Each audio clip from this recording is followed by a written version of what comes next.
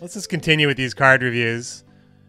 Where we left off, Weevil released a very apropos insect-based card here for monsters. It's a new special organic card, 4 provision points for natural selection. Damage an enemy unit by 4, then spawn an Ericus drone on a random allied row for each excess damage dealt. So, that's very interesting. It's good because it's a 4 provision point deal 4 damage card, and I think that's great. Monsters didn't really have that before, right? They didn't really have something like Gutting Slash after it was buffed, or Tourney Joust. Like, this is a very good card for this reason. It's coming into a meta where there's going to be a lot of armor, so it's possible that it won't be quite as good like as it would have been if they had it right now. So there's just that, but I think that in general, it should be okay. And I think that it's just good to have 4 damage, I think, in general at this cost. And you can just use it on like a spy or something you're playing, on the opponent's side of the board if you just want to spawn more drones. It's an organic card, so new Ericus Queen might care about that. We're not really sure about what the truth is about Ericus Queen, but we'll find out. I think it might see play. We'll see.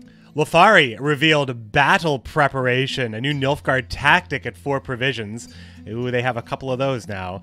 Boost an allied unit by 3 and give it 2 armor. If it's a soldier, boost it by 5 and give it 2 armor instead. So, an extra boost on soldier. This card is, you know, it's pretty much, you can take it at face value here. It's a boost by 5, give 2 armor to a soldier. You're probably playing it with soldiers. There's another card that cares about this more as a card than the actual card itself is. If you need to hit your tactics for Ardal, maybe you just want to have those extra tactics. So this is an alternative or a complement to other 4 provision point tactics. So, but it's not really, this card plays into another card as well, and we'll get to that. We're back in the room. What's up, Farrah? How you doing? Filthy Nilfgaard. Well, Nilfgaard's actually getting some representation earlier on in this one, as opposed to having to wait till the very, very end. More proactive tactics instead of just control ones are always nice. That is what that is. Yep. Although Tourney Joust is also like that, but I mean, it's kind of the same thing. It's a big boost, right? It's a big boost, but this is only boosts. Next card we have is the Iron Falcon Footman, revealed by Andasama, a 4 provision point, 4 strength neutral card. Uh-oh. I'm already just thinking, uh-oh. Barricade, at the end of every allied turn, boost self by 1. So it's a 4 for a 4 that, if you can get armor on it, becomes an engine. It's a good card for neutral. I hope it's not too good. But I think only some factions would care about it. So it's probably just fine. It's probably just fine. Shinmiri's card, from the Skellige ambassador himself, comes the Armored Drakkar, a new ship/machine for Skellige. It's 5 provisions for a 4 strength ship with 2 armor. At the end of your turn, if Armored Drakkar has no armor, gain 2 armor. Exposed, boost self by 1. Bloodthirst 2, boost self by 2 instead. So there's a lot happening in this card. There's a lot happening in this card. So if it has no armor at the end of your turn, it gains 2 armor. When it loses its armor, it boosts itself by 1 or 2, depending on how bloody the seas are. Croc-on Crate.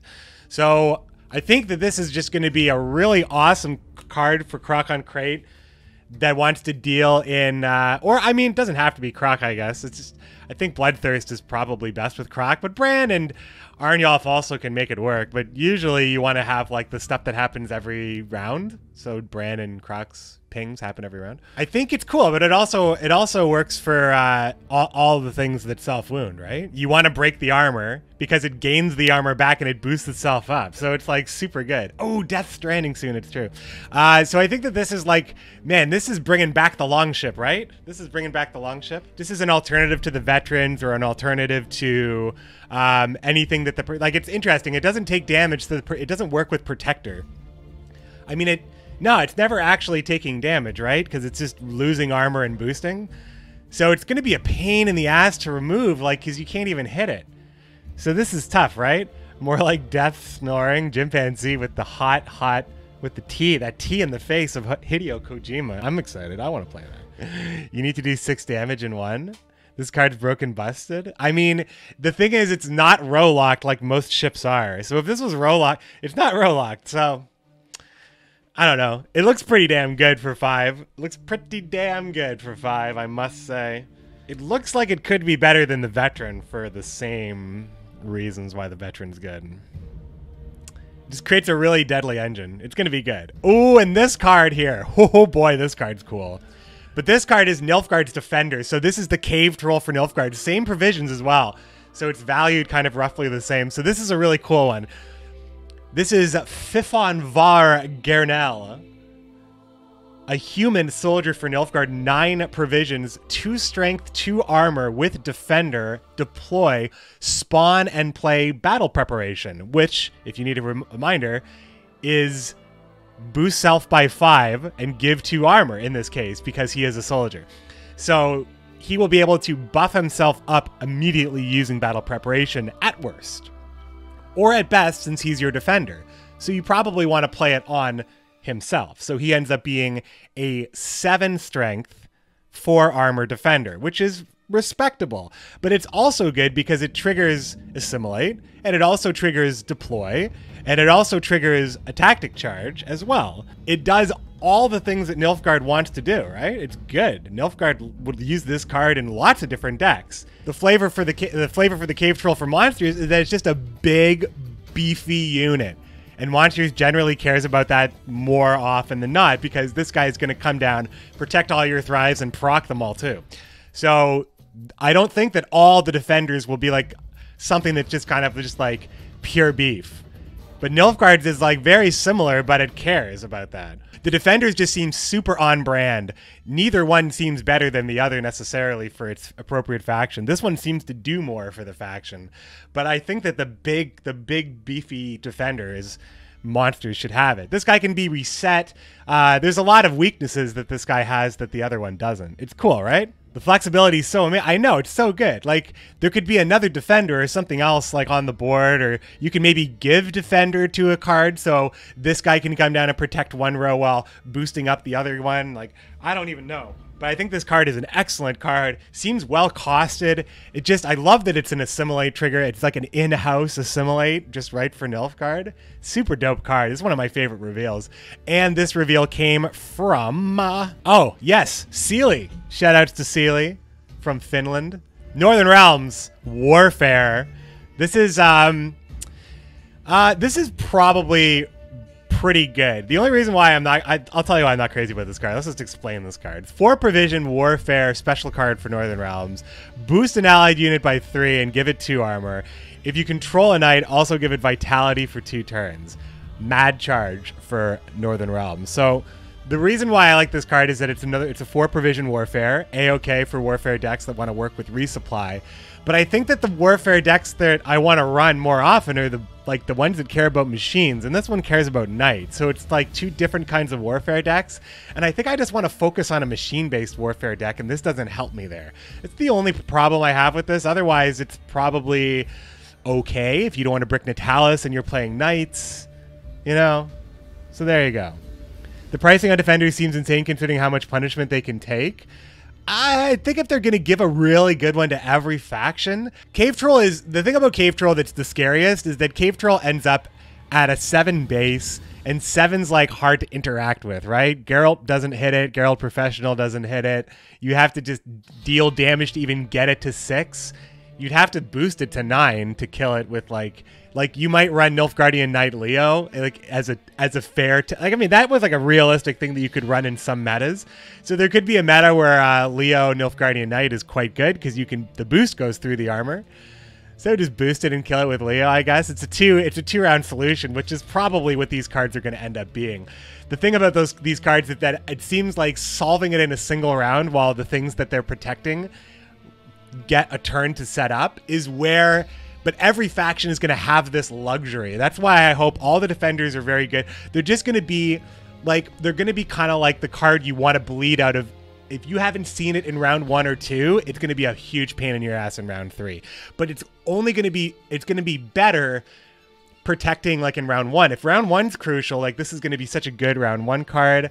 All right, let's talk about the Andrega larva. So this was revealed by Kalanetta for all the bug fans. So this is basically a 5 provision point upgrade to the simple Necker. So check this out. 5 provisions for a new monster bronze, 1 strength insectoid with 2 armor and thrive, deploy, spawn a base copy of this unit and summon it to this row. So it makes 2 Andrega larvae at once. That means that they are gonna survive probably because they have 2 armor built in. So I think that this card is very good. I think that the difference here, the survivability of it alone is very good, but you run them both, right? I think I said at the start of the stream, you could just run this and Neckers. It's a Grave Hag deck perhaps. You know, lots of sneaky protection stuff you can do, probably with other armor cards. Keep in mind that Ericus Behemoth is a card. Let's remind ourselves of what that card does. So the Ericus Behemoth spawns 2 Ericus drones on the row and it summons them. Sorry, it spawns and summons them, and then it boosts all other insectoids on the row by 1. So the wording leads me to believe that it actually could proc the Thrive and then boost them.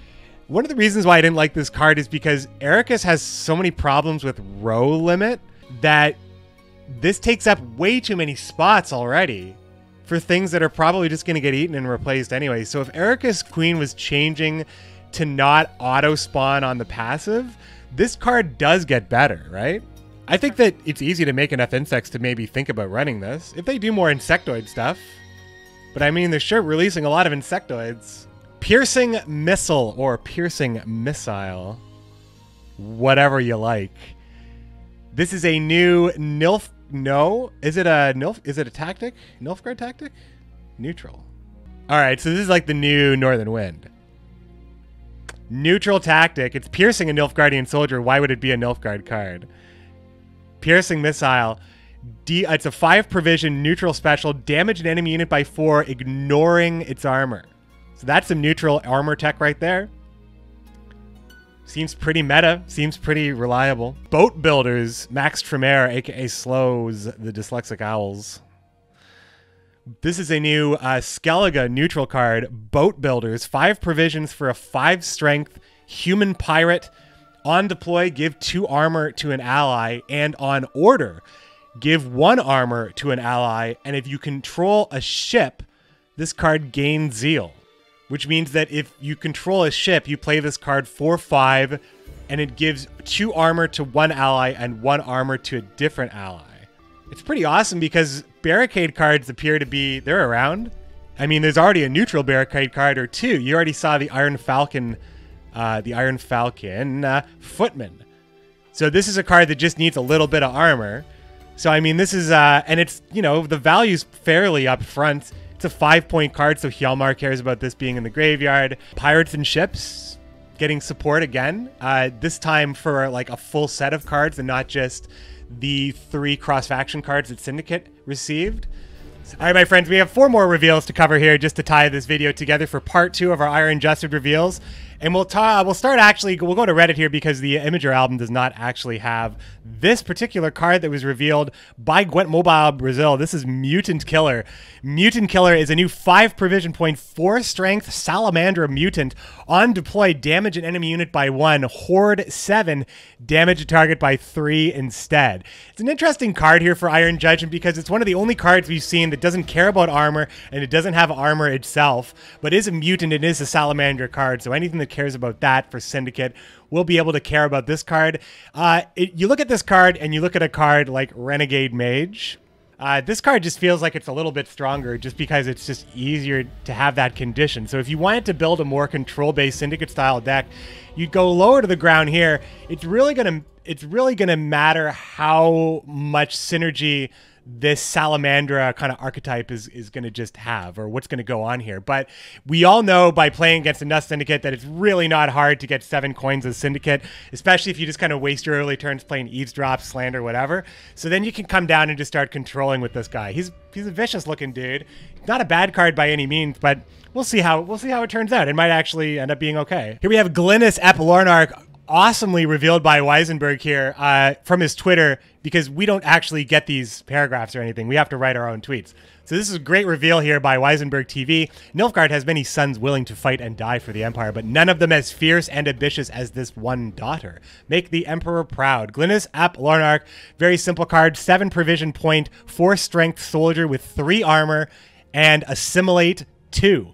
So works at double speed in a short round. If you just want to play a bunch of assimilate stuff short round, if you have 2 cards you want to play at once, if you're doing something like, you know, if you've already Yennefer invocated and drawn that extra card, if you're playing Anna, it's a soldier you can protect with Morvran as well. So I think that anything with the proc at 2 is threatening. We didn't see a lot of Sir Skewertooth, really. There's not really a lot. There's not a lot to be afraid of based on what we know. But the thing about it is, you know, you wouldn't necessarily play this card if it didn't have the armor on it, because it's very fragile for what it is. 4 strength, you'd have to proc it right away for it to be kind of safe, but that 3 armor gives you a lot of breathing room, I think, for a card like this. And because it needs to be removed, your opponent might have to take, might get a 2 for 1.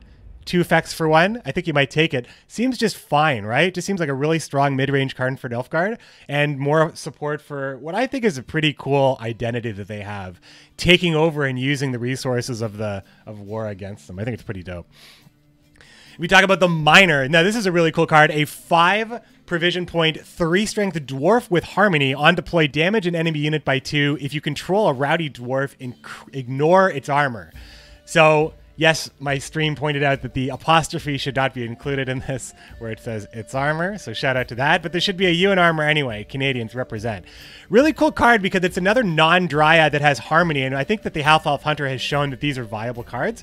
So it's good. Even though it's dwarf support, we're seeing a lot of that in Iron Judgment, because they are the hardiest of scoia'tael races, you might say. So I think that it's cool that we're getting dwarf support, but by putting Harmony on this, it makes it not necessarily a dwarf card. You know, in an armored world, ignoring that armor is really important. I just talked about how Glynis is really good because she has that armor. But there is the piercing missile, which will kill Glynis straight up. Goes right through that 3 armor, no big deal. So it's going to be really interesting to see how this tech kind of works, this anti-armor tech. Let's talk about this last card, Armored Crab Spider. This is, sorry, the reveals. Let's talk about those reveals. The last one was revealed by Keodarin, and this one was Trovenet, the Babbler. This spider is an 8 provision point, 6 strength insectoid with 2 armor. On deploy, apply bleeding to an enemy equal to the unit's base power. I have nothing bad to say about this card. Strong base power, activates thrives, activates a strong effect that's going to go through armor, basically plays an engine on your opponent's side of the board at a pretty high amount. Your opponent's going to have to deal with that. 8 provisions doesn't seem backbreaking for 6 strength on the body, and it's an insectoid, and there's a lot of insectoids.